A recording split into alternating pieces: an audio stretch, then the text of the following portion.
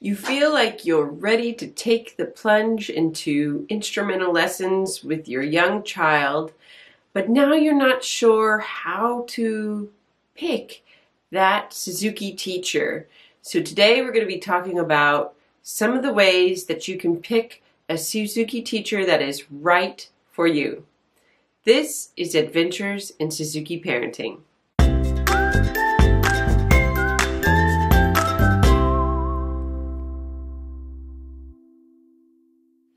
Hi, I'm Jody St. Clair, and I teach violin and Suzuki early childhood classes in Eugene, Oregon.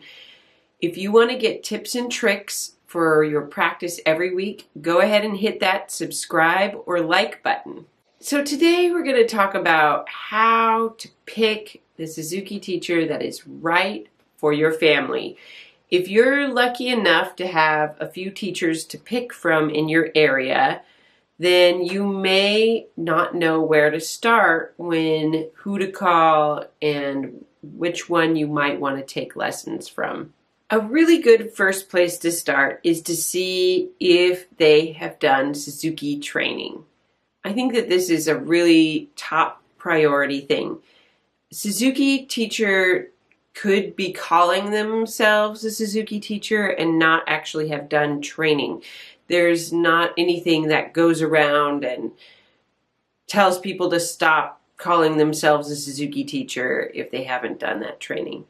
So you can often look up Suzuki teachers on the Suzuki Association website if you are in the Americas. I think that other associations have sort of comparable things, but sometimes you can't see what their training is. So really the best way to do it is just ask and see, have you done Suzuki training? Because it's a really important thing. It really changes how you teach if you've done that training. And it means that that teacher is invested in educating themselves in the art of teaching and really wants to further their knowledge. One of the first ways that you can really see who you might want to take from is to ask around and see if anybody's taking lessons themselves. Maybe your child has a friend that is taking lessons and you can ask about their teacher. I often find that the students that come to me through word of mouth, through other friends, are some of the best fits into my studio because those parents really know kind of how I teach. They could talk about it and make sure that our personalities and our ideas are going to be a really good fit for everybody. So once you know that the teacher has actually done training, many studios have a policy of coming and doing an observation as part of starting in a school. And if they don't have that as a requirement for your parent education, they often will let you still come in and do an observation. It's so good to see kind of how that teacher is in their studio, and you're really going to get a good idea of what your lessons are going to look like.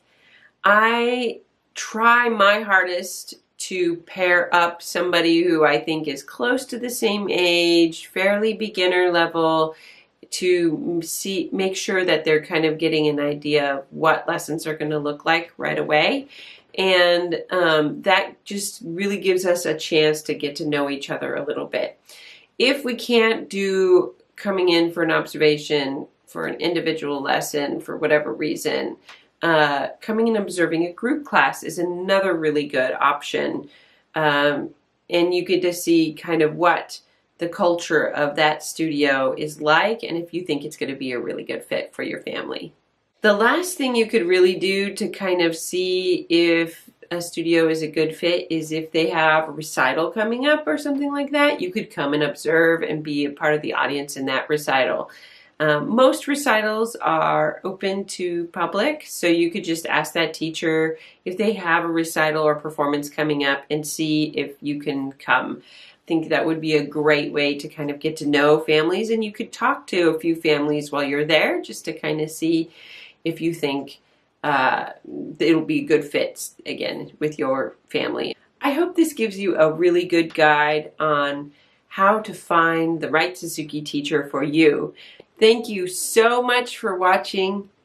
Happy practicing.